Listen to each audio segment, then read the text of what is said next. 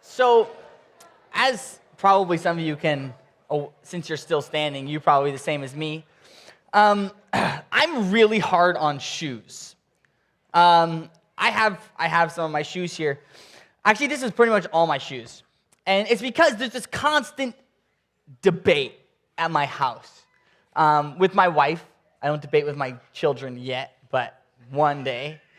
But we have this debate on, is it better to buy like $150 pair of shoes like every 10 months to a year, or do we buy like a $20 pair of shoes like every 2 weeks? Right? And the math is on my side, by the way, just saying. But I like am very intentional about my shoes. I like having the right shoes for the right thing. You know? The issue is, and the thing that is unfortunate is that if you do that, the last like month or 2 months, it looks like you've been wearing your shoes like since you were born, you know? And they just are falling apart. And then because I'm so picky buying shoes, then it's a whole process to go and find shoes that I like and that are good. But I don't know, I think it's important. And so I brought some of my shoes to show you. And a lot of it, this thinking, because we've been talking through this series called Keep Moving Forward. And Mark's been talking about how, when we go, God releases things and we need to go encourage. And really, I thought about this idea of go. And we've been talking a lot through kind of Acts and the new church and the new people who were sort of leading the charge. And they were out in front. And this, obviously, it just made me think of shoes. And we talk about these leaders in our church or in the early church. And I really like talking about leadership. And I don't know how you guys feel about leadership, but I love leadership. I love that it just implies that you're going somewhere that there aren't people yet. You're into this new area. You're in this new space. There's no guidebook because people haven't done it yet.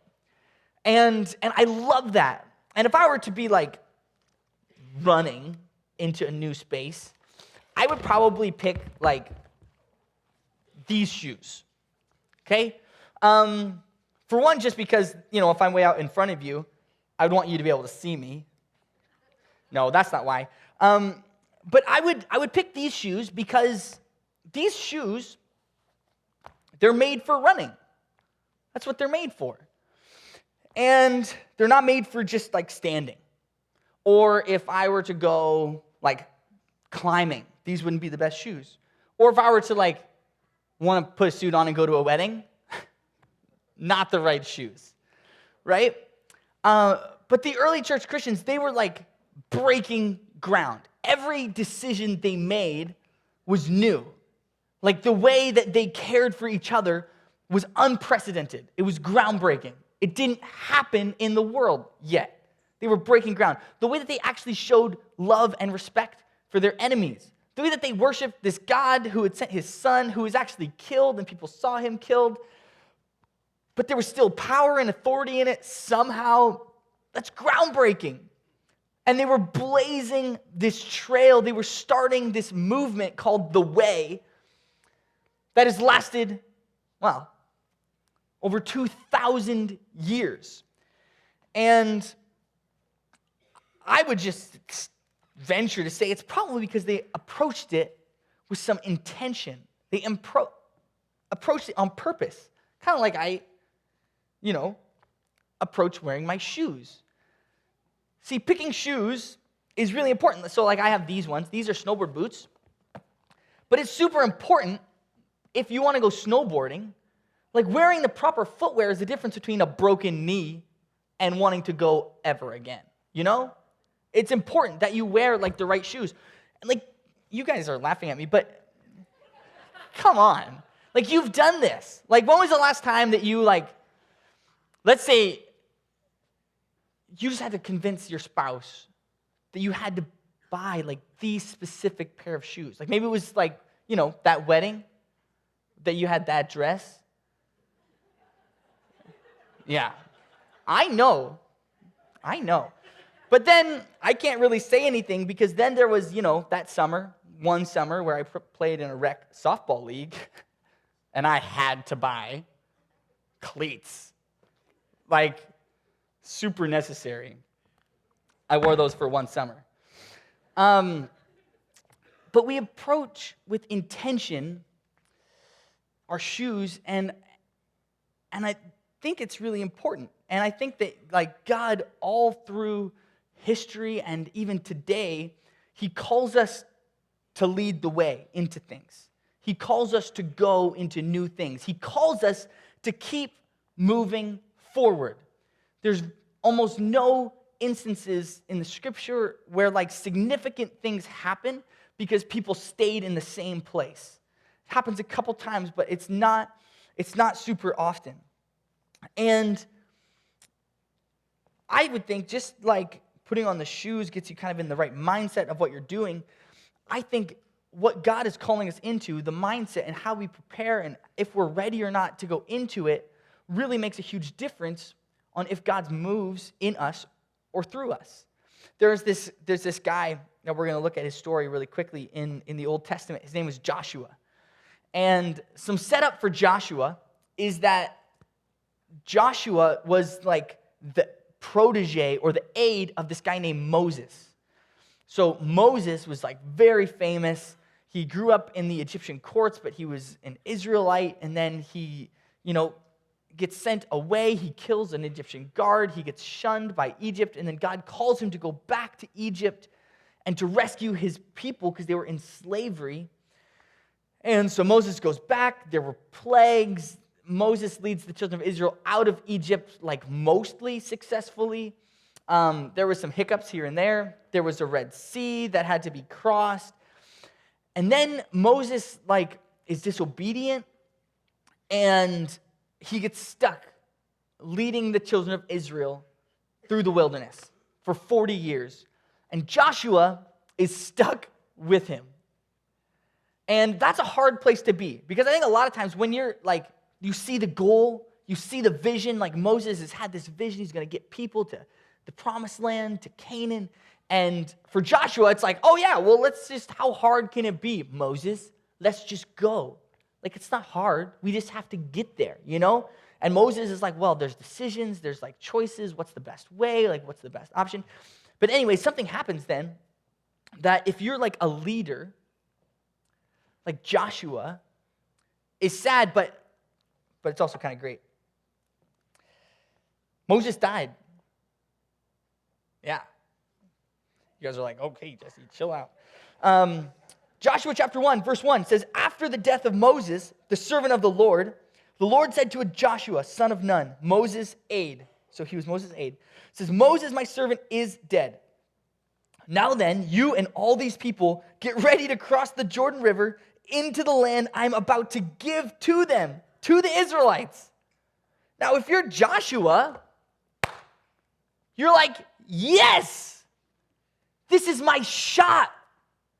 Moses gets to be the guy who got them out of Egypt, but he messed it up and wandered in the wilderness, and Joshua's like, I get to be the guy to take them into the promised land.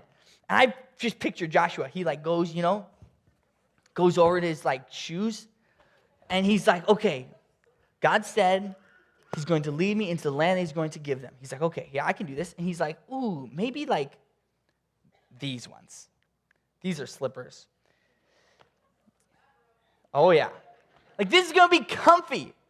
This is great. God literally says, get ready to cross the Jordan River into the land I'm about to give them. So these are Joshua's taking the promised land shoes. And he's ready. He's comfy. He's like, God is going to go in. He's going to clear this out. I'm going to be able to be the guy who comes in behind. And I get to lead the children of Israel. And my name's going to be in songs. It's going to be so good. And then, I would love to teach about that all the time. You know, we love hearing that God is calling us into something, that he's going to give us healing, or he's going to give us a new job, or he's going to give us like healthy relationships, or he's going to, give us wisdom and discernment with our kids, or all the, we love that. And I think all of those things God does want to give you. I think he does. I think he says that he's going to give you those things. But really quickly, kind of like Joshua, that can be a hard spot. Because listen to what God says. The very next verse, Joshua 1, verse 3, says, I will give you every place where you set your foot, as I promised Moses. I will give you every place you set your foot. And Joshua's like, wait, God, time out. I thought you were going to go in and you were just going to clear this out for me. And then I could walk into it. And Joshua looks down. I don't think I'm wearing the right shoes. See, God, he was calling Joshua to war. That's what it was. Joshua starts leading his people, and he says, you know what? I think I need to put some boots on. Because this is going to be hard work. Because Joshua, he starts leading the children of Israel, and then there are wars. And he starts losing his friends, and his people are dying, and spies are infiltrating, and then there are cities that they have to take that are fortified by huge walls. And then one of his commanders asks if he can go and fight a different battle somewhere else. And there's just all of these things. And leadership, God saying go, all of a sudden requires some work from Joshua. It requires him to lace up his boots and get to work. See, God was actually saying, if you go, if you have the courage to step into it, then I will give it to you. And I think a lot of us maybe sit around and we're wearing these, and we're like, God, why aren't these good things coming? And God's like, yo, I actually need you to put some boots on, and you need to go put in some work. Because it's not easy leading. It's not easy breaking ground. It's not easy making decisions when there's no guidebook. And a bunch of you guys at the beginning were like, yeah, leaders, I want to be a leader. And now you're all like, I'm glad I'm not. But I would just say, I would venture a guess and say, do you know what? I actually think you are. My wife is at home doing probably the most important leadership job or position that exists on earth. Taking care of our kids and leading them. I know that there are teachers in this room, and they are teaching our kids and raising up a generation. That's leadership. I know there are people in this room who work on the line, and I know how important it is for you to lead your coworkers and to be a good example. I know there are people in here who are in the medical profession, nurses, doctors. There are people who are in school. There are social workers. There are people in retail. There are people who just have families. And you are leaders, and you have been called to go. You have been called to break new ground. And I think a lot of the time, we put on our slippers, and you shouldn't wear these outside. I'm just saying. That's not where they belong. we should be putting in some work to lead and to bring along some people with us. We're going to skip forward to another just crazy, fascinating account of a man in the New Testament. And it's found in Acts chapter 9. And we pick up with a guy named Saul. I think we're going to go with these ones. See, because Saul, well, the first time we hear about Saul is right at the stoning, the murder, the martyrdom of a guy named Stephen. And it says that Saul was there, and he was one of the church leaders who was like approving it and making sure it was good. And then in Acts chapter 9, it goes like this. Meanwhile, Saul was still breathing out murderous threats against the Lord's disciples. And he went to the high priests, and he asked them for letters to the synagogues in Damascus, so that if he found any who belonged to the way, that's like the Christians, people who follow Jesus, if he found anyone who belonged to the way, whether men or women, he might take them as prisoners to Jerusalem. So he's walking up to Jerusalem. And it says, as he neared Damascus on his journey, suddenly a light from heaven flashed around him. He fell to the ground and heard a voice say to him, Saul, Saul, why do you persecute me? And so God stops Saul dead in his tracks. Like literally, like Saul falls over. Saul falls over. Yeah. And this is Saul's response. He says, who are you, Lord? Maybe not my first question, but a good question. And the question is answered. And it says, I am Jesus, whom you are persecuting, he replied. Now, get up and go into the city, and you will be told what you must do. Okay. Jesus shows up to Saul. Saul's on his way to Damascus. Jesus shows up in a bright light. Saul is literally quivering on the ground. And Jesus' only command is to go into the city that Saul was already planning on going into.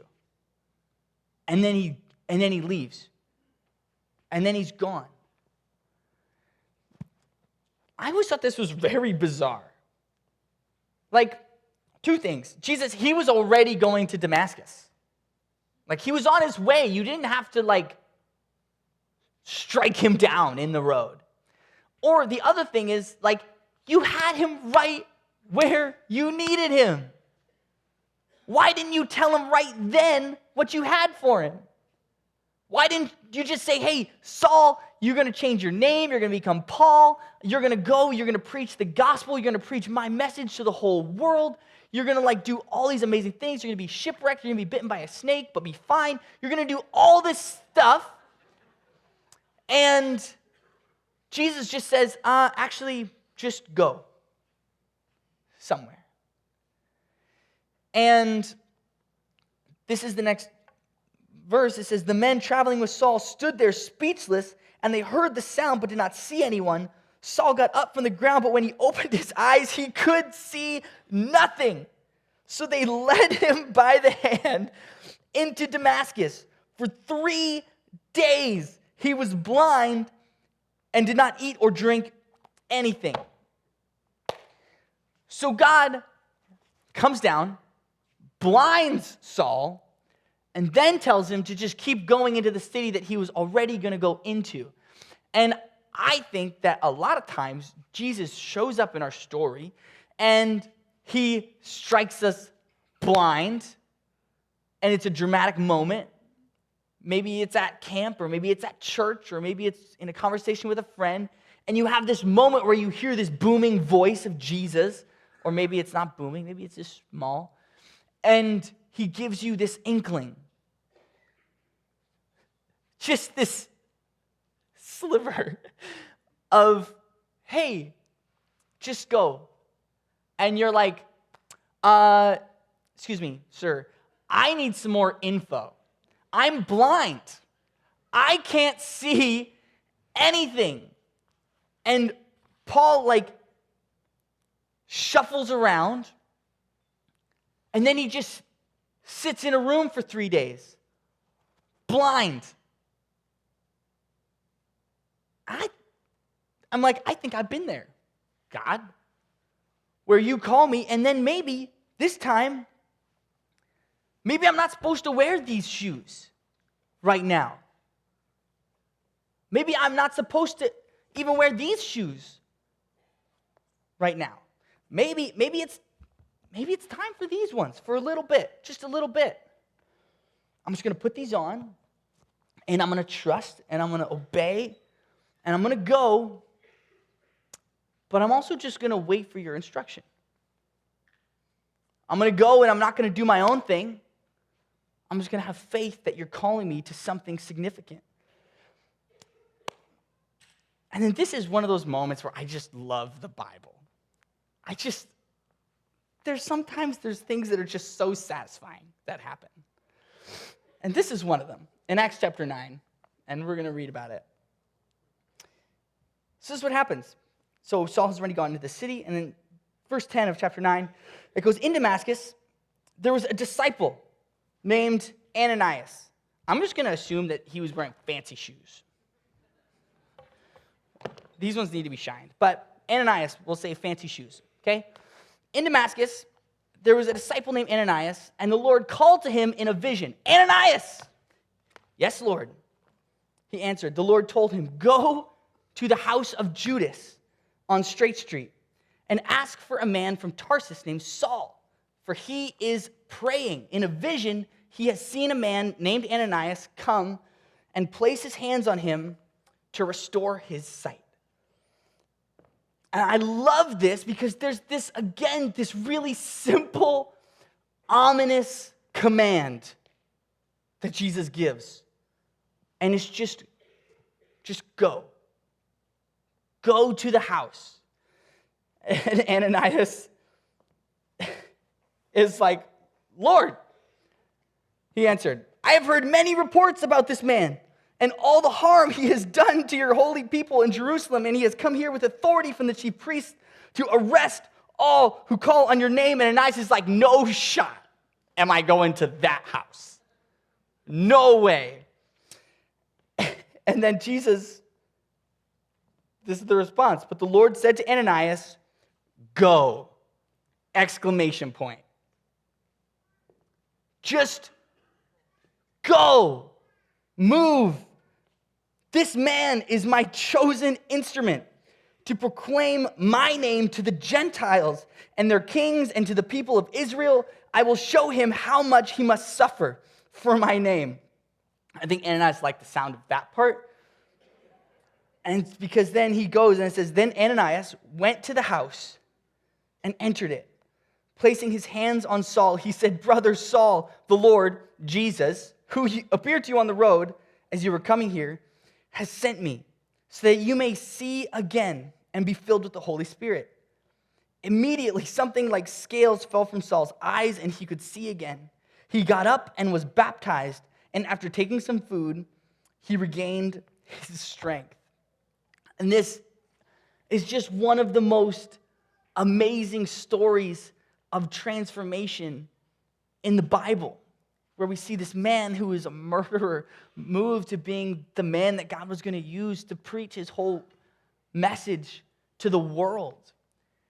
And if you know a little bit about the New Testament or about the Bible, Paul, his name was Saul first. And so Saul changed his name to Paul. He ends up writing 13 of the books that we find in our New Testament. He's one of the largest contributors of written work in the whole Bible.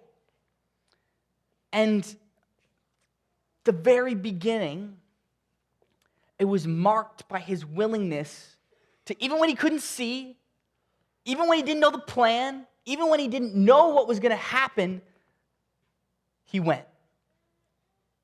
He would go. And we see this marked in his story through the rest of the New Testament, where God calls him to go to city after city after city and start church after church after church and get on ship after ship after ship that get shipwrecked 3 times. Yeah, he had not good luck, but he would get up and he would go when God called. Even when he felt blind, Even when he felt like he didn't know what was coming, he would go. And then there's the very next chapter, there's a story about a guy named Peter. I don't know what shoes Peter would wear. We'll think about it.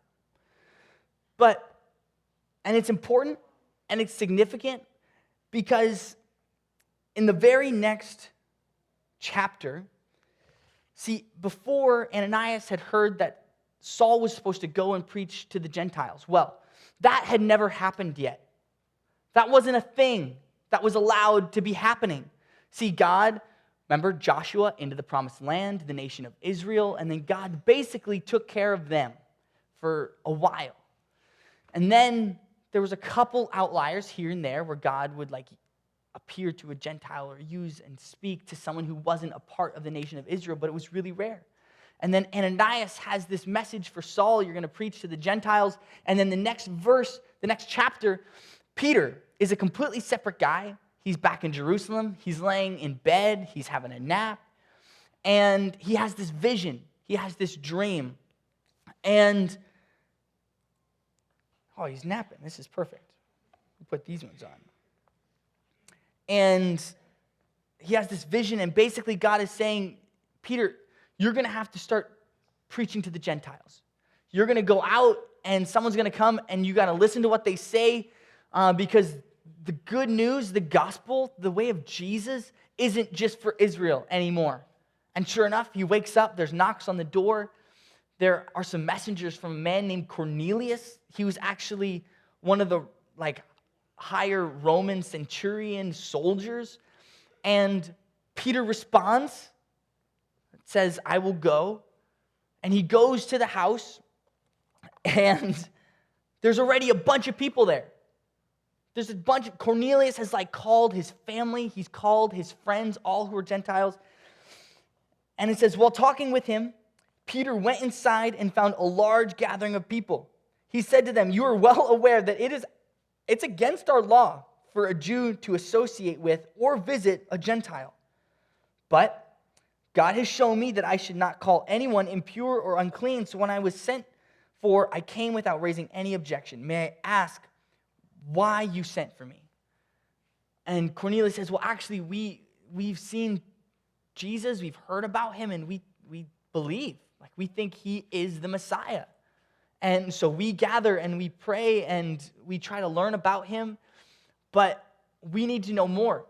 And so we decided that we were going to call you, even though it is against our law, it's against everything, but we called you. And Peter, it says that Peter began to speak. I now realize how true it is that God does not show favoritism, but accepts from every nation the one who fears him and does what is right. So Peter was willing to go. And because of Peter's obedience, it unlocked this whole potential for Paul to go and preach to the Gentiles and for the good news of Jesus to reach a broader people than just the nation of Israel, which Joshua had led into the promised land. And I think at Thunder Bay, we're in a really cool spot right now. There's so many exciting things happening in our city. Churches are rising up. Young people are rising up. But there's so much work to be done, and God is calling us into it. And God is calling us into some unprecedented territory. See, obviously what's been going on it's been good, but it's gotten us to here. And there's still racism, there's still poverty, there's still injustice, there's still hurt and brokenness.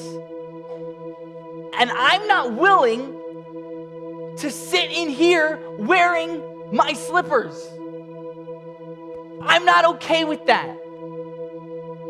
I'm not okay to sit in our church where it's comfortable or sit in our small group that's comfortable and say, well, we're open. People can come if they want. If they want to come see us, they can come and we'll, shake their hand, we'll smile. No. These are not the right shoes. I'm not willing for them to be the shoes that I'm going to wear. I know that there is a time and a place, but it's short. It's for recovery. It's for God to really hone in on what he's calling you to. But God's not going to take years. He's not going to take months, usually. God usually takes about 3 days tops. And we sit for months and years at a time. We're wearing our loafers. And God is like, I need you to go. I need you to go out into the city. I need you to go out into the country because there are people who need you.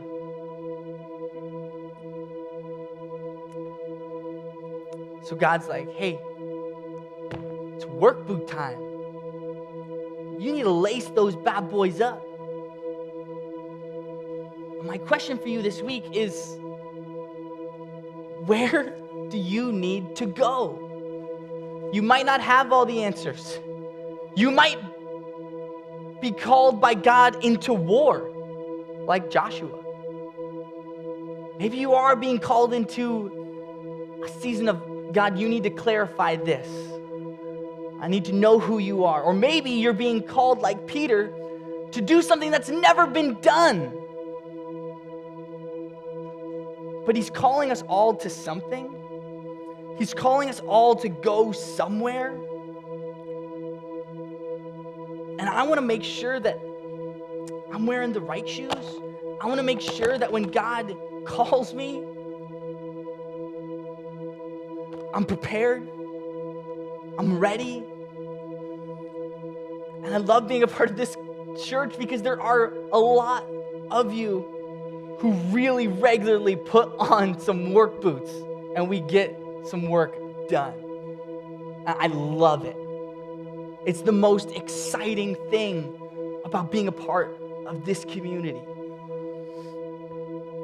So this week, if you're not wearing these, if you're not laced up and ready to go and do some work and lead and make some unprecedented moves that show Jesus to the people in our city who need it most, I would ask you, what's keeping you back? What shoes are you wearing that maybe you need to change? Because I'm really excited to go. I'm really excited for this year to go. And I'm really excited to go with you. I'm going to get you to stand. We're going to pray. We're going to sing a song about stepping with God. And as we sing, I just want you to be thinking about that. God, where do you want me to go? Where do you want me to step? What's the next move? God, I just want to thank you so much for being a God who calls us. And sometimes it's ominous and it seems too simple, and sometimes it's just that little small, hey, you gotta go. But God, I want to be a church that does that. I want to be a group of people that when you say go, we're ready to put on the boots, to lace them up, and to do some really hard work. The hard work of reaching the people in our city who are sometimes hard to reach. And God, I believe you're calling us to that. I believe it's already happening in this city, and God, I just want to be a part of it. Actually, I don't just want to be a part of it. I want to be a group that is leading it, that's leading the charge, that's out in front breaking new ground.